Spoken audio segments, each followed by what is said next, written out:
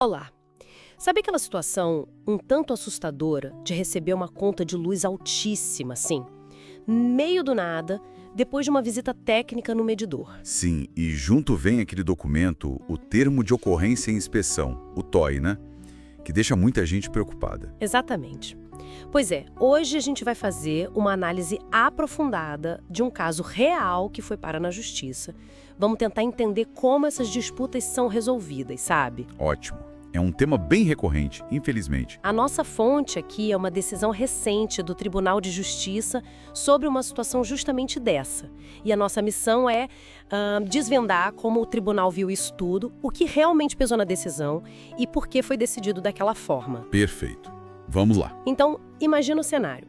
A concessionária de energia foi lá e inspecionou o medidor de um consumidor. Uma visita técnica padrão a princípio. Encontraram uma irregularidade. No caso que a gente analisou, falaram que o medidor estava sem os selos oficiais e com travamento na medição. Algo assim. Entendo. Alegações técnicas, né? Sim, e com base nisso, a empresa emitiu o tal do TOI e logo depois uma conta, assim, enorme, cobrando mais de R$ 9.500. Caramba, um valor bem alto. E retroativo, referente a quase 3 anos de um suposto consumo que não teria sido registrado corretamente antes. Puxa vida. E o consumidor? O consumidor, claro, negou tudo. Disse que não tinha irregularidade nenhuma, que nem estava em casa quando fizeram a inspeção ou trocaram o medidor. O que já complica, né? A inspeção sem acompanhamento. Pois é, e ele também disse um ponto importante, que o consumo de energia dele continuou praticamente na mesma média depois dessa troca de medidor. Não houve um salto que justificasse essa cobrança toda. Certo. E aí a gente entra num ponto central.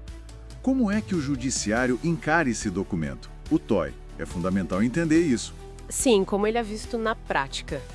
Olha, por ser um documento feito só pela concessionária, sabe, de forma unilateral, ele não chega no tribunal com selo de verdade absoluta. Não tem essa presunção automática de legitimidade.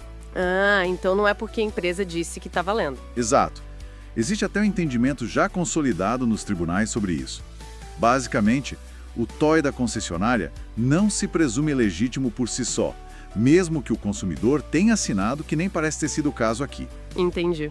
E o ponto nevrálgico, o mais importante mesmo é a responsabilidade. O ônus de provar que houve fraude ou alguma irregularidade no medidor é inteiramente da concessionária. Ah, a empresa que tem que provar, não o consumidor. Justamente. A justiça parte do princípio da boa-fé do consumidor. É a empresa que tem que apresentar provas concretas, sabe? Robustas, não o contrário. Entendo.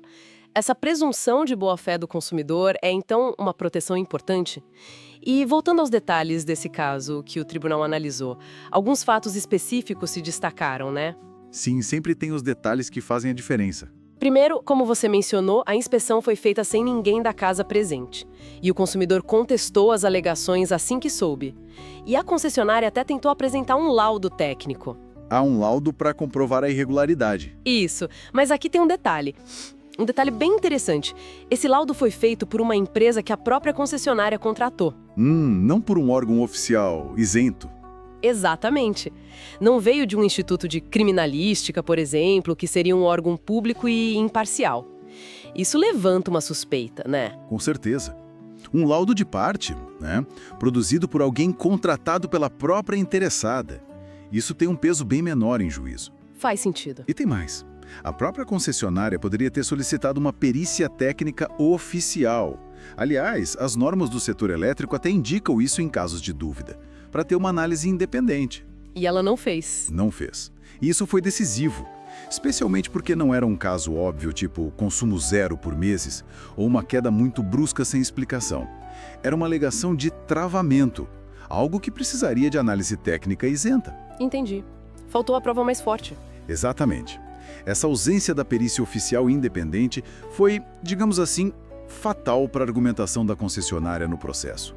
A prova que ela apresentou, o TOI e o laudo da empresa contratada por ela, foi considerada unilateral pelo tribunal. Não convenceu. Não tinha a força necessária para comprovar a irregularidade e, principalmente, culpar o consumidor por ela. A própria regulamentação da ANEEL, a agência do setor, prevê esse caminho da perícia oficial para garantir mais imparcialidade nessas disputas. E legalmente falando, Em termos legais, a concessionária simplesmente não cumpriu o dever dela de provar os fatos que alegou, como exige o nosso Código de Processo Civil.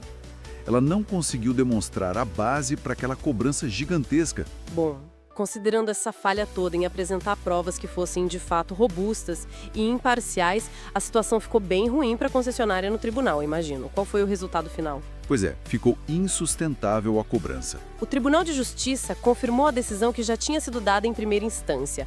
O TOI foi declarado nulo, Inválido. ou seja, aquele papel não tinha valor legal para aquela cobrança. Exato.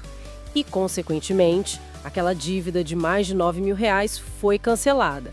A concessionária também foi proibida de fazer qualquer nova cobrança com base nesse TOI anulado e, claro, foi proibida de cortar a energia do consumidor por causa dessa dívida específica. Uma vitória importante para o consumidor. E não parou aí. A empresa foi condenada a devolver em dobro qualquer valor que o consumidor, por acaso, já tivesse pago referente a essa cobrança do TOI. A devolução em dobro, prevista no Código de Defesa do Consumidor para cobranças indevidas. Isso.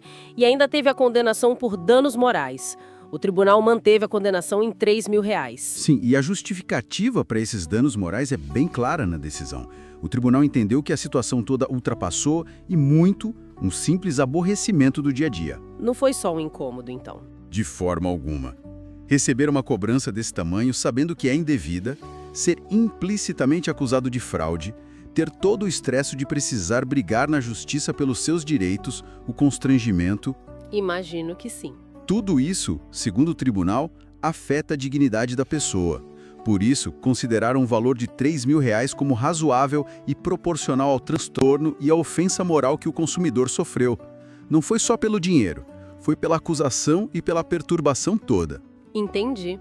Então a mensagem principal que a gente tira dessa análise é bem clara, né? Numa disputa judicial sobre um TOI, não adianta só a concessionária dizer que achou um problema ou mostrar laudos feitos por ela mesma ou por parceiros. Não basta mesmo. Ela precisa de prova sólida, concreta e principalmente imparcial de que existiu uma irregularidade e que o consumidor foi o responsável. O fardo de provar tudo isso é da empresa. Exatamente. E esse caso ele ilumina uma questão maior, sabe? Sobre essa relação que muitas vezes é desigual entre as grandes empresas que prestam serviços essenciais e nós, os cidadãos comuns. Como equilibrar isso, né? Pois é. Como garantir que o consumidor consiga se defender quando é confrontado com termos técnicos, com procedimentos que ele não acompanhou, com cobranças que podem desestabilizar a vida financeira? Fica a reflexão, né, sobre a importância vital da perícia técnica independente e do acesso fácil à justiça como ferramentas para validar ou, como a gente viu aqui, para invalidar essas cobranças, protegendo o lado mais vulnerável dessa relação. Uma reflexão muito importante mesmo.